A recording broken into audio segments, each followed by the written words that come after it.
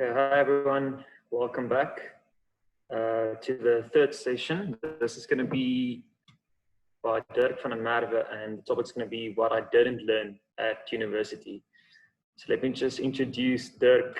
Dirk is a professional civil engineer with 10 years of experience within the commercial and mining sector. And during this time, he's gained experience of water, sewer, roads, and bulk earthworks design.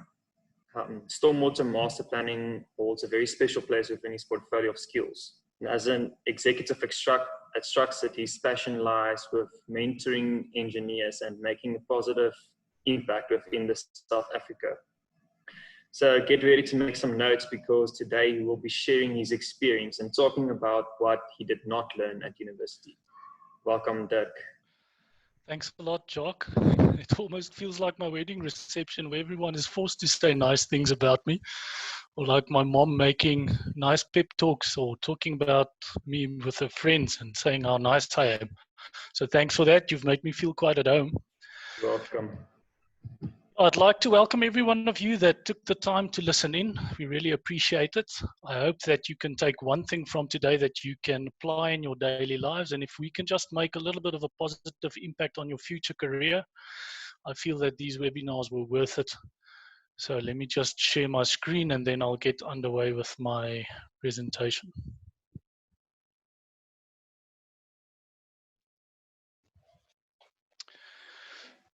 Okay, so I'd like to talk to you about what I didn't learn at university. Now, I'm going to give you a little bit of a run through about the content of the presentation that I'm going to discuss. So firstly, I'll give a bit of an introduction into who I am. I thought it's a good way to bore you guys to a point where the engineering will seem interesting afterwards. So I'm going to indulge myself with a little bit of history on who I am. After that, I'd like to talk a bit about what you can do after you've finalized your studies. So that's where do we go from here comes from. Just some general tips on how you can prepare for the working environment and what you can do for that first interview to just try and get your chances a bit higher. After that, I'd like to discuss what the things are that you're going to be busy with every day in the industry that you might not have expected. At university, they discuss all the different sorts of designs, but some of the practical tasks that you are involved in as a civil engineer might not be handled. After that, I'd like to just give some insight into what I feel are good opportunities in the field of civil engineering these days in South Africa. And I'm going to finish off with some skills that I feel is important as a professional, not just as an engineer, for any sort of professional in the South Africa or even in the world, that you can apply to make yourself more employable and a better professional. After that, we'll give some time for questions. So if you have any questions, please feel free to write them on the chat group and send them through, and we'll address them afterwards.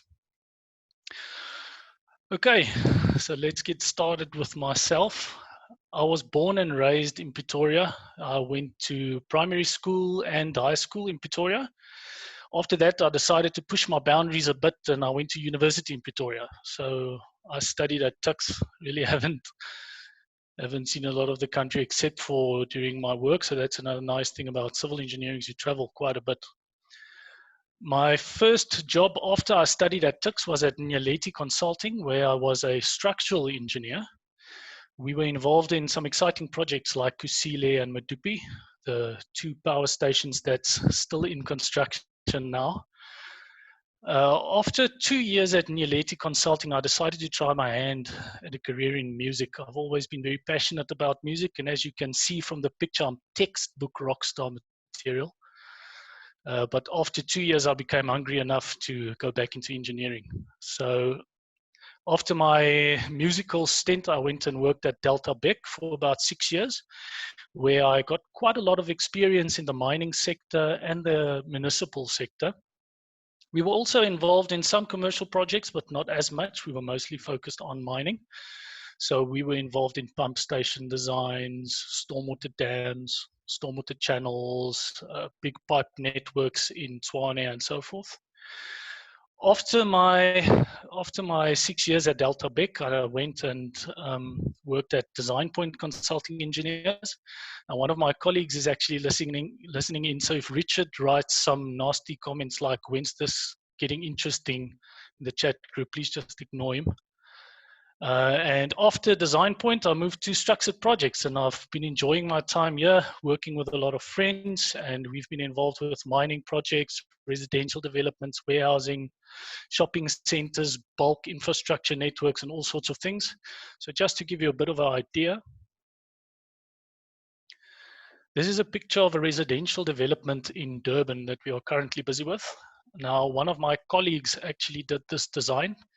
And as you can see, there was quite a lot of thought that went into the different platforms, and the road networks had to align with the contours. There's a 15-meter high retaining wall. I think it's 15 meters. That sits at this point. So it's quite an exciting project and very interesting. Okay, but enough about me. Let's talk about your future and what you would like to get out of this webinar. I thought that I shouldn't spend too much time on technical issues, but rather practical stuff, because students are normally on top of the game with the technical issues, and you probably know what a Moore circle is better than I do now. So I thought, let's rather give you guys some practical tips that you can use in the future. Now, when you reach the end of your studies at university, you might be at a point where you don't have a job yet. You might have one, I don't know, but if you don't have one and you're not quite sure how to prepare yourself, and you've seen those ads where they say you need 5 years experience to apply for this job, but no one wants to give you that 5 years of experience, what do? My opinion on this is that you can always educate yourself to a point where your knowledge becomes experience. And I'd like to start off with one of the tips that I think you can use is to start to get to know the software that you use as a civil engineer. Now, in the industry, there's lots of different software packages that you can use. I've put in some logos of some of them on this presentation, and that includes HECRAS, which is a stormwater software package, Civil 3D, which integrates quite well with Revit, EPASwim, EPANET, Model Maker, IDAS, and Civil Design. And now, these are just a few of the packages, but you'll always see in the adverts that there's certain requirements in terms of software packages, because some of these packages are quite difficult to learn. And if you don't know them yet, it's going to take you a few months in order to get good with them. So you can always spend your time now that you have and try and learn some of these software packages. Now, the one that I would recommend you start with is Civil 3D. We thought it would be a good idea to give you guys the link to where you can download a student version for Civil 3D and the tutorials. Now, don't worry too much if I go through these slides quickly and you can't write down the links. Don't worry about it. We're going to send you an information package where all of these links are listed in there that you can use. But I just want to show you that if you click on this link and you go to the website, you can sign in or you can create an account, and you can download one of the student versions of the software package and start to get to know the software. What we've also listed is the tutorials that you can use to learn the software. And you'll see that they've got quite a big list of items that they discuss, from survey tutorials down to corridors, which is the road networks, to sections, pipe networks, and everything. And if you go into these sections, they give you a step-by-step example with the files that you can follow and get to know the software.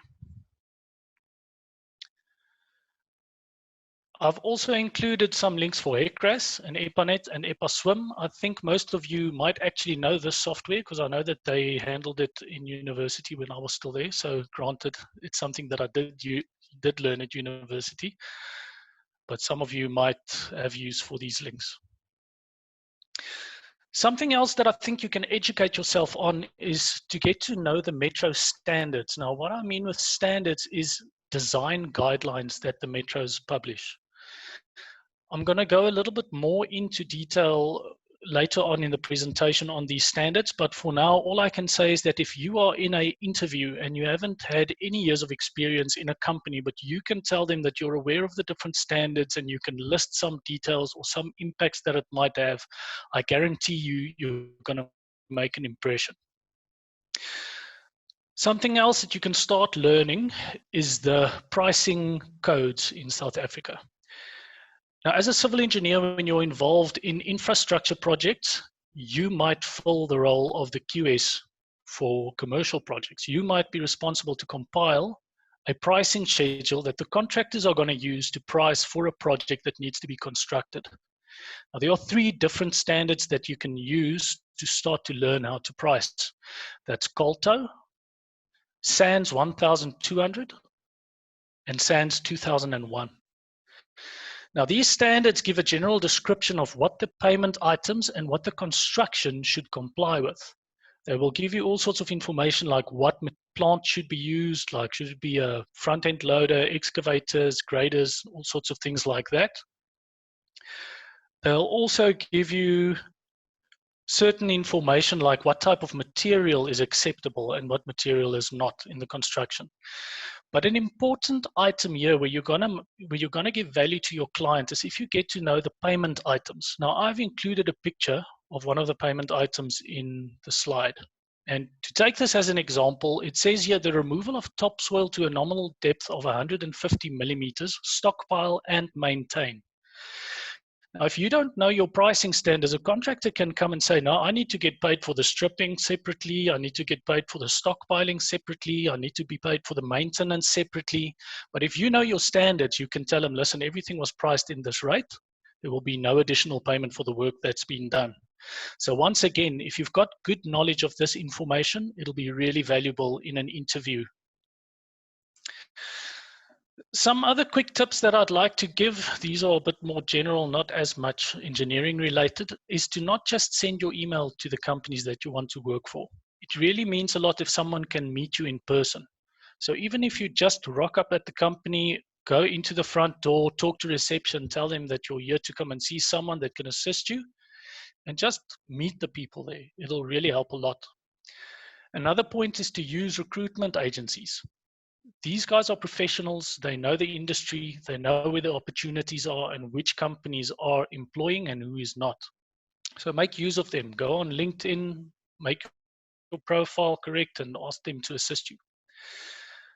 Another point that I want to mention is to negotiate in the interview. Now, you might think that this means you need to ask for the highest possible salary that you can get, but that's not the point that I want to make. In today's industry with COVID and everything that's quite negatively impact the industry, I think if you go to the company that you want to work for and you tell the person that's interviewing you, listen, I want to work for this company. I'm willing to come and work here for half the starting salary for the first 2 months. I understand that this is a way for you to mitigate your risk. This is now what you can tell them. But after 2 months, if they feel that you're worth it, you'd like to renegotiate your salary. This will show them that you understand a little bit about business and that you're willing to be flexible in order to get the job and that you really want to work for them. Another point is to use your connections. I think sometimes people are too proud to phone other people that they know and ask them to put in a good word for you. In today's day and age, I don't think you can afford to be too proud. Phone the people that you know, ask them to put in a good word. It really helps. And then last, work for free. It sounds horrible. It doesn't have to be permanent. But if you go into an interview and say you just want to work, you don't mind if it's free for the first few months. If they don't want to pay you in the future, at least you've got some experience. So those are some of the tips that I'd like to give. And then lastly,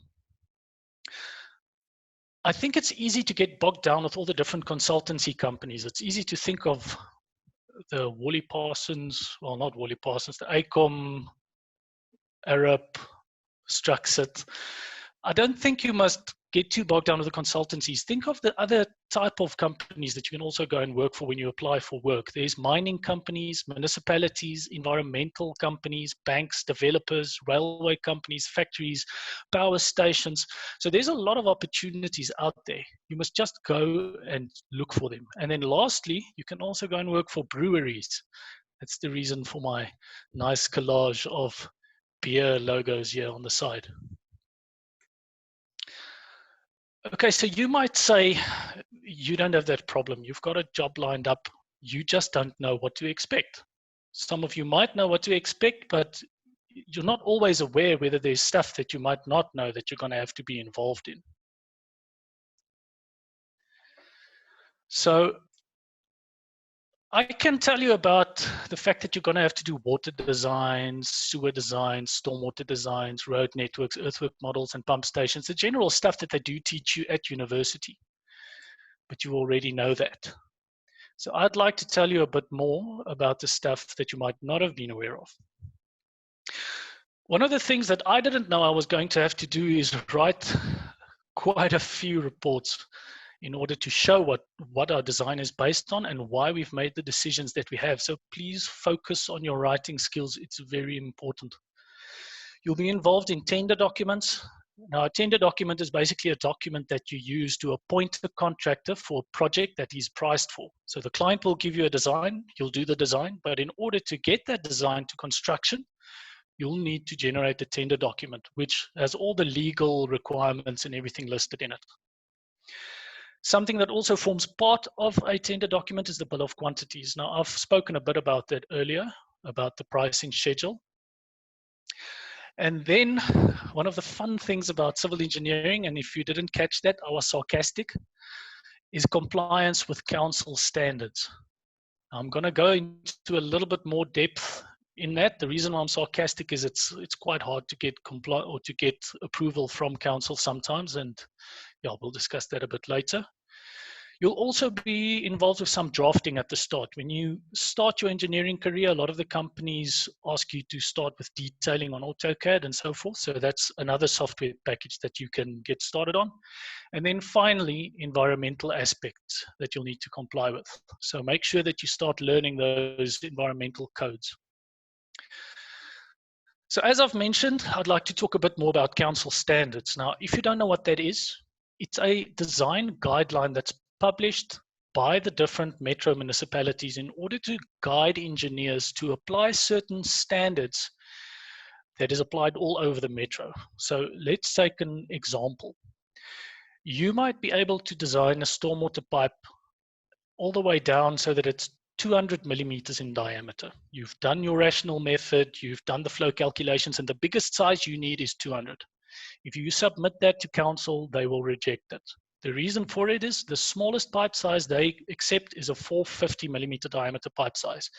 And the reason behind it is maintenance. If it's a smaller pipe, it blocks up easier.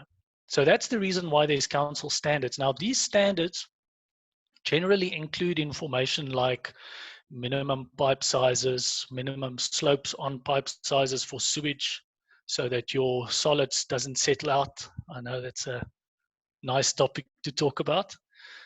Minimum coverage over pipelines, pipe materials to be used, peak factors in the water and the sewer networks, and storm events to be used with designs.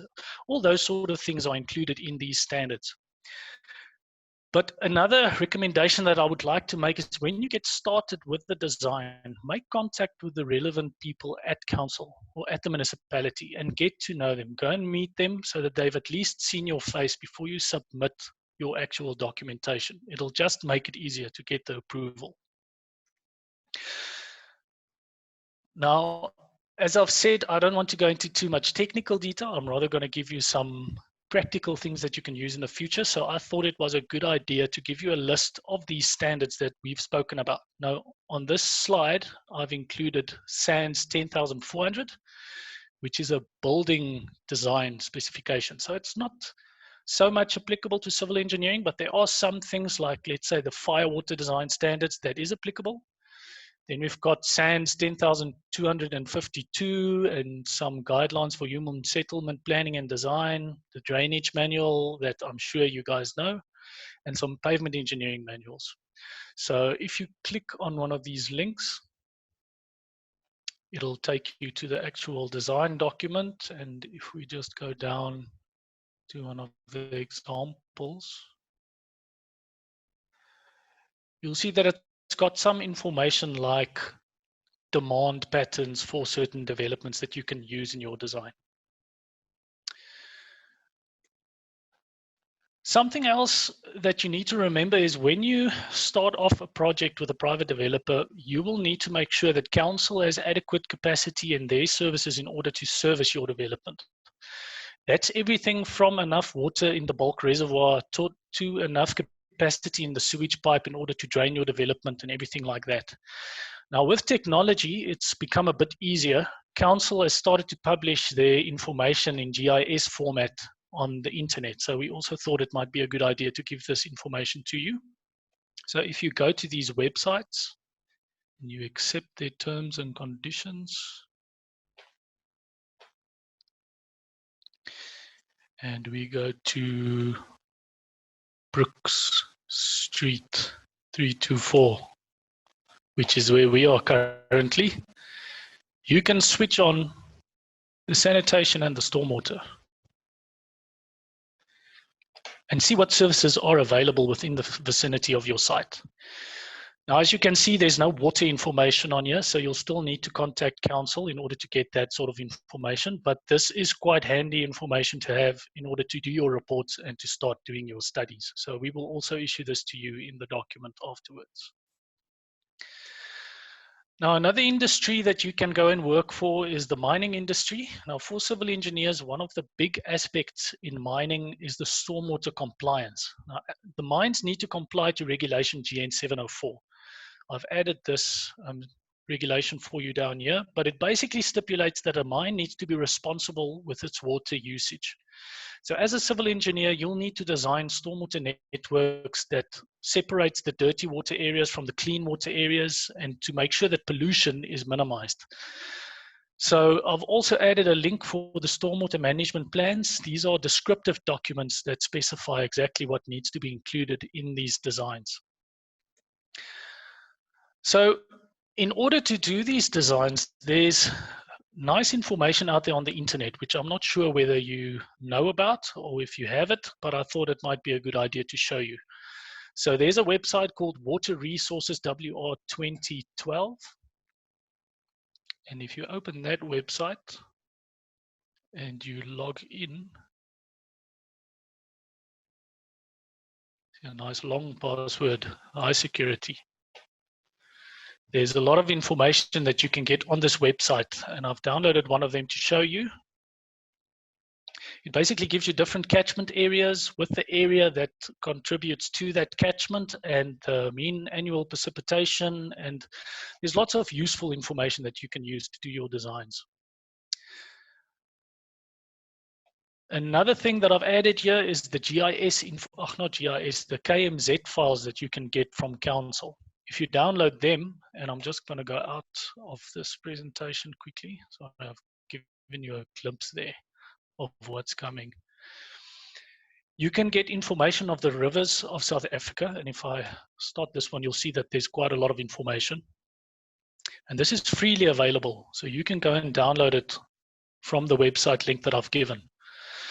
So here you can see the different rivers. You can use that in a mining water use license application to see whether there's a river that goes through their site in order to check the flood lines. Let's just switch that off. Something else that they've added is the water management areas. Now, they've divided South Africa into major catchment areas, which shows exactly what area contributes to a main discharge point in a river. And if you switch that on, you'll see the pink lines are the primary areas. Now, they've gone and divided that into further areas and further areas and even further areas. So you can use this information in order to calculate the stormwater flow for these mines. So we will also give all of that to you as well. Now let me just get my presentation going again.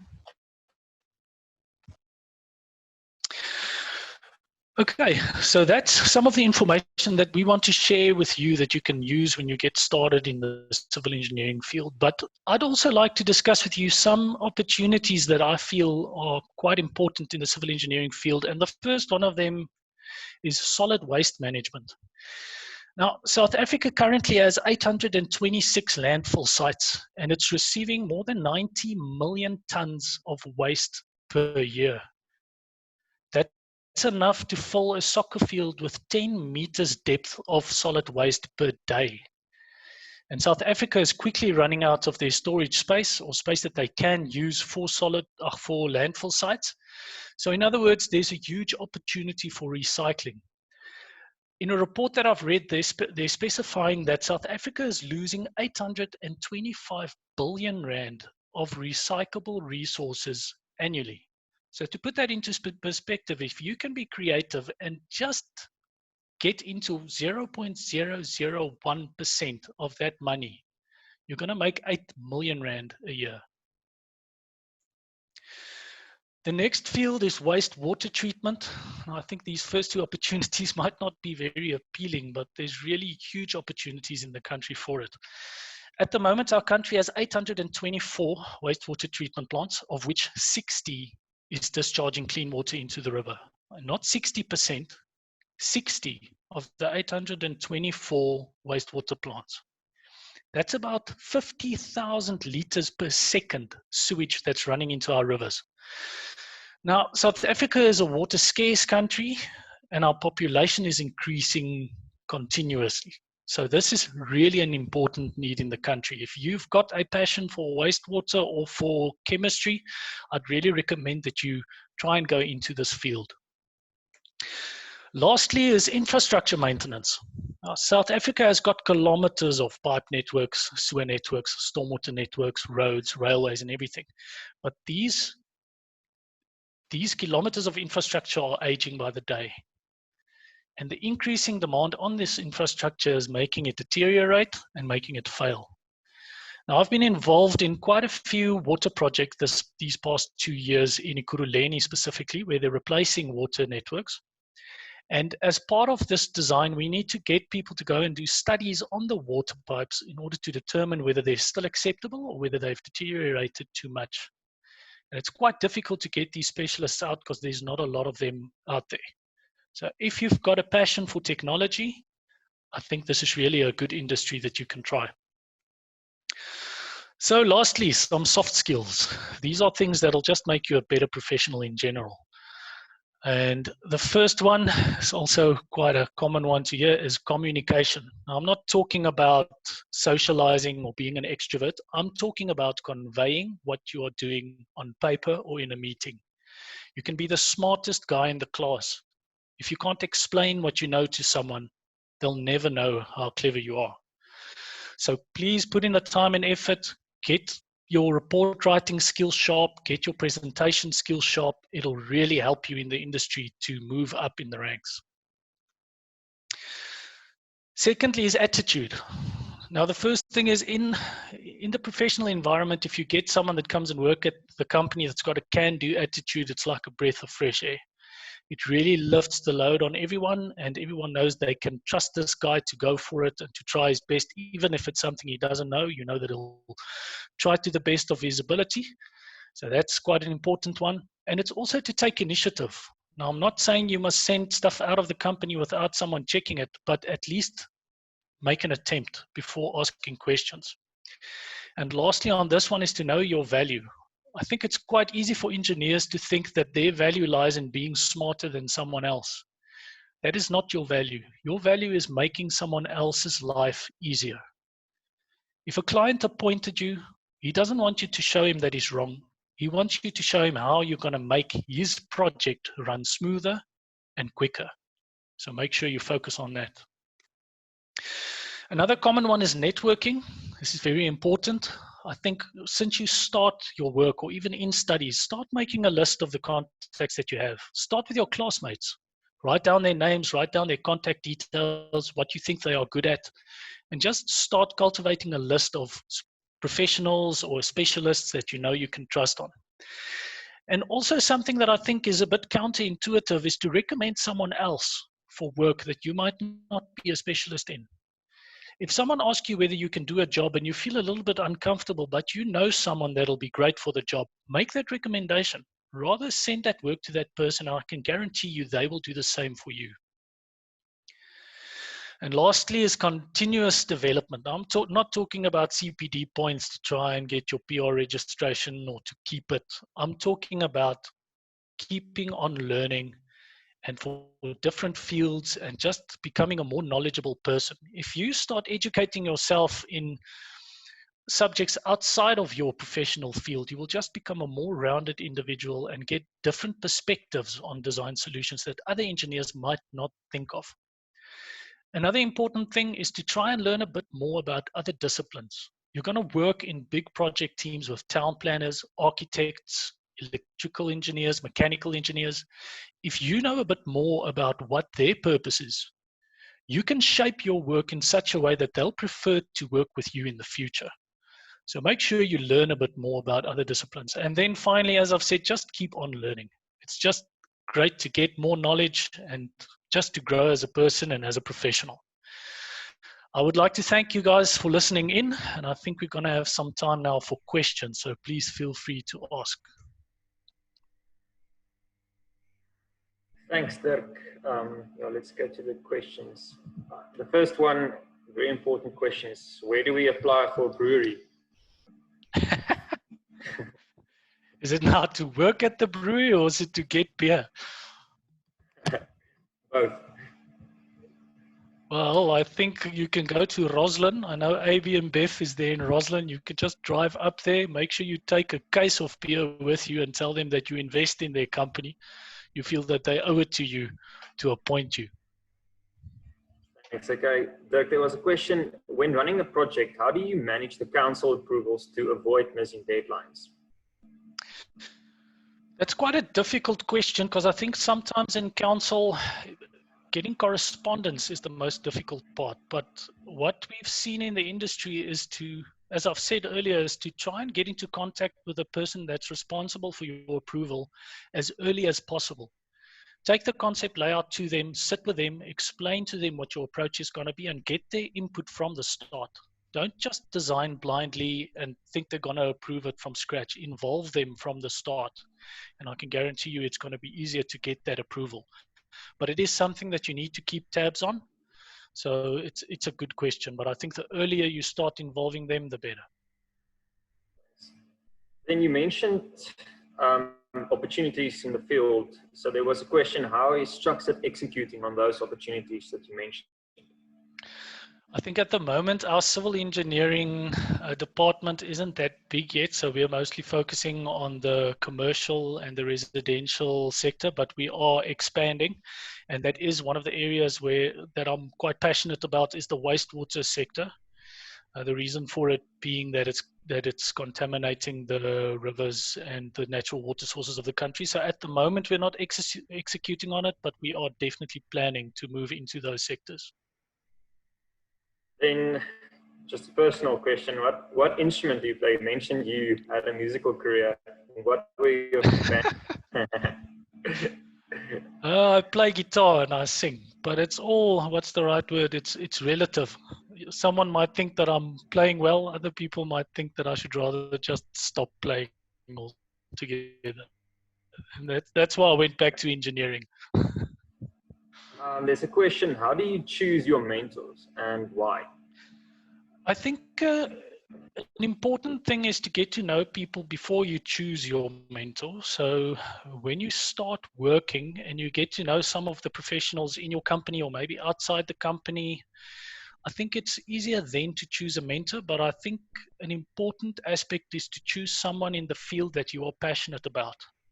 So if you've got a big passion for bulk water pipelines, make sure you get into contact with someone that's a bit more senior. And with senior, I mean someone that's actually retired and that spent his time working on these bulk water projects, because I know these senior engineers still have a lot of knowledge and they really want to share this knowledge. So if you can get into contact with them, I'm dead certain they'll be willing to be a mentor. Thanks. And how does civil and structural engineers work together? We don't. We work against each other. No, I'm kidding. It differs in the sectors that you are working on. So if you're in the commercial development, I would say that the interface between structural and civil engineers come at the earthworks level, where you shape certain platforms with specific material in order to create a foundation for the structure to be able to be founded on. Now, sometimes if you've got very bad material, you'll pile and then the platform doesn't play such a big role. But I think that's the major point where we interact in terms of commercial projects. When it comes to mining and bigger municipal projects, it's a bit of the other way around. So let's first say in commercial, I'd say that you start with a structure and you work back to the civils. So you see what the structure needs and you provide it with the civils. While in mining and commercial, it's the other way around. We design the civils and then you accommodate it with the structure. So if we've got a bulk water pipeline with massive valve chambers, these chambers need to be reinforced. They need to be designed with concrete. They need to have the correct waterproofing, all sorts of things like that. So in that sense, it'll start with the civils, and after the concept has been done, it will be discussed with the structural department and they will start designing the structures for the project. Thanks. Another question was, there are a couple of specialist areas in civils. Is there a specific need for a specific skill at the moment? Well, as I've said, I think wastewater treatment works design, landfill site design, the water maintenance sector, I think those are all quite specialized and they're quite advanced in terms of technology. I mean, the solid waste sector in Sweden actually imports waste because they've handled all their waste. They've handled more than what they have. So they're importing waste from other countries. So if people in our country can get creative enough and passionate enough about these sectors and become specialists, there's nothing that stops us from recycling all of the, well, not all of the waste, but the majority of the waste. So I think those are also the fields where the specialists are quite old and they're retiring year by year. So I think there's a big lack in wastewater treatment and solid waste handling in South Africa. Thanks. There's a question, how important do you believe it is to work with the landscape architects, and when should you start collaborating? I think it's extremely important. And I've got a reason for that. My wife is an interior designer. And an interior designer is the landscape architect of a building, basically, because they're the guys, their work are implemented last. So by the time their work starts being built, there's no budget left and everything starts being cut and there's nothing left of the design at the end of the day. And then you don't really know what the value of these things are until you see it. It's very easy in a project to say the landscaping budget is extremely expensive. Why is it so expensive? Until that project is done and they had the freedom to actually implement the elements that they proposed. So I'm quite pro working with a landscape architect from the start, trying to accommodate them as far as possible, because it just makes a development so much more usable. I mean, you must remember, we can design a structure that it stands. We can design a sewer network that it works. But if a building isn't functional, no one's going to use it. So what's the purpose of the structure and the civils? And it's the same thing with the landscape architect. If there's a large open area, but it's not usable, why is it even there? So there's a lot of value that comes from landscape architecture, and I think it's quite an important aspect to take into consideration from the start. You mentioned Richard. I see asked, how many coffees do you drink a day, Dirk? Probably about 13 at the moment. Interesting question that just came up was, what is the worst part of your job? I think the worst part of civil engineering is being dependent on other people in order to get your work approved. And that's what I mean with council, working with council. And it's not as much to do with the fact that it is difficult to get it through council, but it is difficult to get things ticked off your list. Let's say you've got a few things that you need to get done the day or that you want to have finalized. As soon as you send it to someone for approval, it's not really done and you have to wait for their feedback. So I think that's the hardest part about it. And something else is, in civil engineering, there's a lot of small functions. It's not a, how can I put it? It's not that you spend a week working on the same thing in detail. You spend an hour on something and then an hour on something else and then an hour on something else. And that makes it quite difficult to keep track of everything and to keep your planning properly done. Follow-up question is, what's the best part of your work? The second best? Coffee. I think the best part of work for me is the fact that I've seen parts of the country that I never thought I would see. you get to go outside, you get to go to sites, you get to see how they construct new roads, new dams, new developments. And you work with different people from different companies, different industries. I think that's the best part of my job, is to get to know other people and to see what they do and to see a project actually be completed. So what is, if any, the value of a geotechnical engineer in the wastewater treatment sector? Sure. That's quite a difficult one. I think geotechnical engineering for the wastewater sector will apply in terms of testing the soil stability and all those sort of things for the construction of it, but that's general functions of a geotechnical engineer. But if you go to the point of geohydrological engineer, which is a bit further, I think it's a bit more specialized in that field. It becomes more important because for a water use license at a wastewater treatment plant, you need to be able to prove that if your plant overflows, or let's say you use your effluent for irrigation, that it's not going to have a negative impact on the groundwater. So that's got to do with the seepage rate and all sorts of things like that, and proving to the Department of Water and Sanitation that this treatment plant will not impact a critical aquifer in a negative way if there's any issues. So geotechnical specifically, I think more just for the construction of the structural things to make sure the foundation is right. But if you go to geohydrological, I think there's a bit more work to be done. Thanks. How can we fix the problems at council? And is Structure doing anything to help councils improve their knowledge? What problems at council? You mentioned that's the worst part of your job. I think it is getting better. I think council is busy implementing systems where they try to automate certain functions, like the Wayleave system. I see Jock will smile because he just went through the Wayleave system.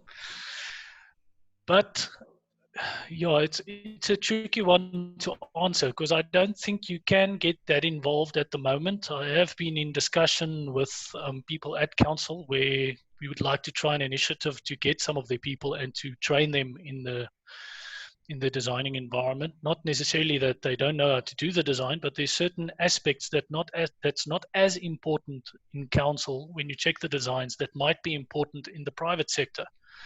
Like forcing a developer to put in a certain sort of network might be extremely costly and might make the project not feasible, while in council, they don't really look at that. They think it's the best way to do it. So we are thinking about it, but yeah, it's a continuous thing that we'll have to work on, but there's nothing that we're doing at the moment to try and improve it. Yeah. Thanks, Dirk. I think that was all the questions. Yeah, so just to conclude the session, I think you're going to email your presentation with all the links to all the attendees afterwards. Yes. And I want to remind everyone to send their CVs to nishant@structure.com. And yeah, remember then to tune in for the final session this afternoon at 3:30. It'll be a discussion on collaboration between civil engineering and architecture. So yeah, thanks, Dirk. Okay, it's a pleasure. Thanks for having me.